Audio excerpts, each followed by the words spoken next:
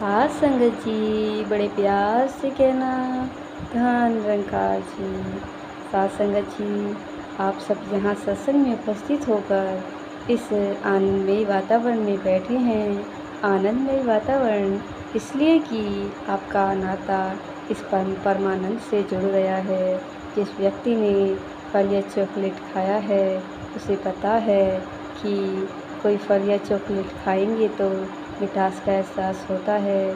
जिस प्रकार जिस व्यक्ति ने उसे कभी नहीं चखा वह कुछ भी अनुमान लगा सकता है कि चॉकलेट ब्राउन होती है तो शायद मीठी जैसा स्वाद होता होगा या किसी और चीज़ की तरह का स्वाद होता होगा, पर असल स्वाद तो उसे खाकर ही पता चलेगा।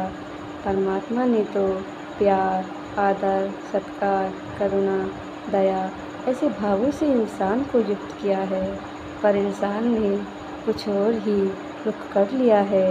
हम उदाहरण भी देते हैं कि मौसम बदलता है, जैसे कभी गर्मी, कभी सर्दी, तो कभी पतझड़ आता है और कभी बहार आती है। कुछ फूल और फल ऐसे होते हैं जो पूरे साल में लगभग 2 या 3 महीने तक ही दिखते हैं। गर्मियों में जब एक वृक्ष पर आम लगते हैं तो पेड़ 2-3 महीने ही फल देता है। यदि हम उन्हीं 2-3 महीने के लिए अपने घर से किसी पहाड़ी क्षेत्र चले गए हों तो जब वापस लौटेंगे तो वो पेड़ बिल्कुल वैसा ही दिखेगा जैसा उन्हें हम छोड़कर गए थे।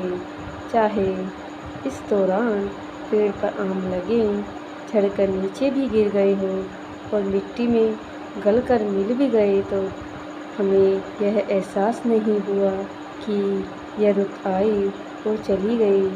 अब अगर यह सोच ले कि शायद मेरे आंगन में जो आम का पेड़ लगा है वो अब फल ही नहीं देता, क्योंकि मैंने तो उसमें कोई आम लगा हुआ देखा ही नहीं।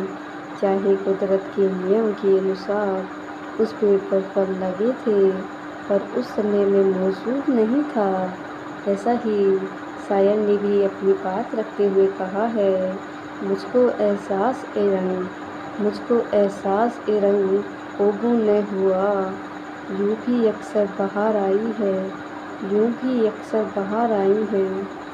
मुझे न खुशबू का पता चला, न रंग नज़र आए, मैं अपनी ही दुनिया में मस्त रहा। सामने नज़ारे होते हुए भी अपनी आंखें मूंद कर रखी। मुझे तो इतना भी नहीं पता चला कि बाहर आई और आकर चली भी गई।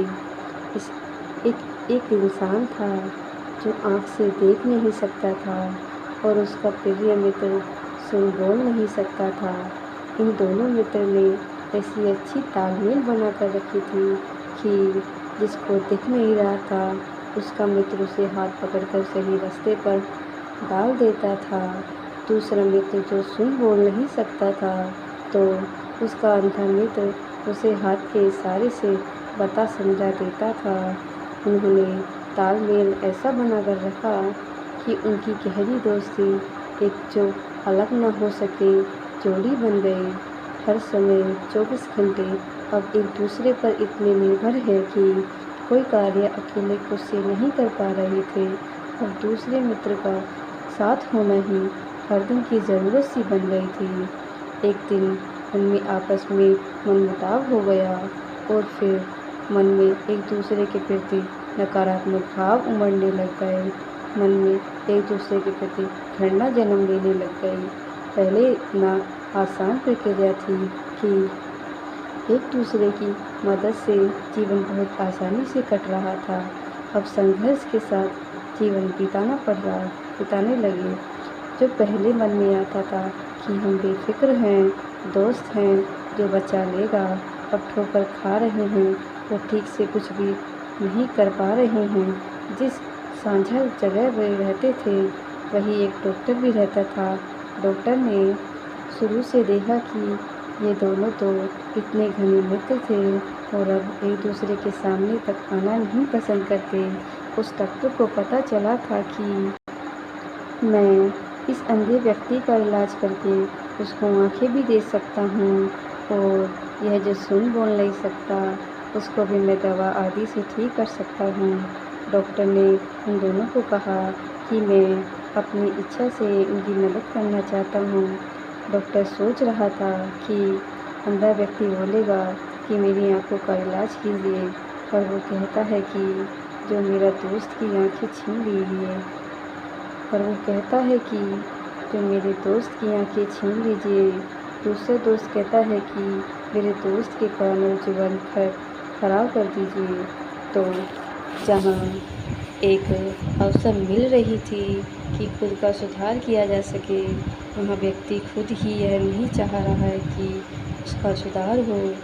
उस समय भी दूसरों का नुकसान ही सूझ रहा है।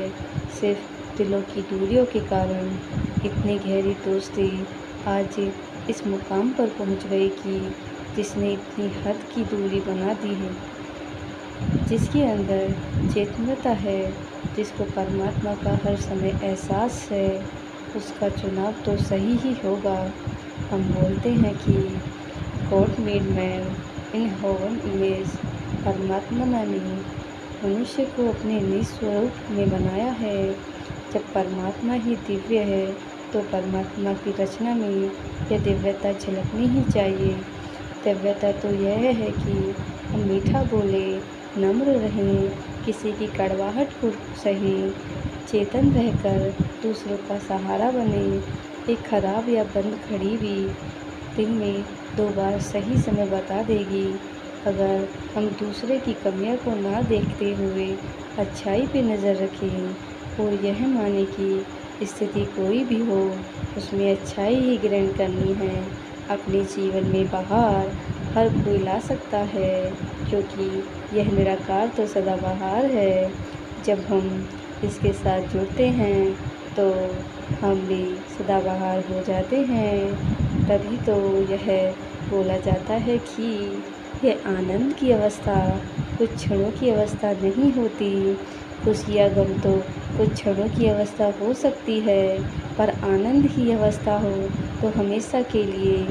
दुनिया में अक्सर सब बोलते हैं कि जिसका कोई नहीं होता उसका परमात्मा होता है, पर ब्रह्मज्ञानी महापुरुष जानते हैं कि परमात्मा तो सबसे पहले दिल दिमाग में आना चाहिए था, फिर ही कोई रिश्ते नाते आए।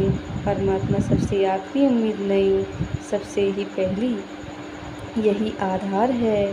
दाता कृपया करे हर घर में हर कोई सुखी हो और पल की हर समय की खुशी हो, और यह आनंद हर पल एक के दिल में बसे। साथ संगत जी बड़े प्यार से कहना, धन रंकार जी।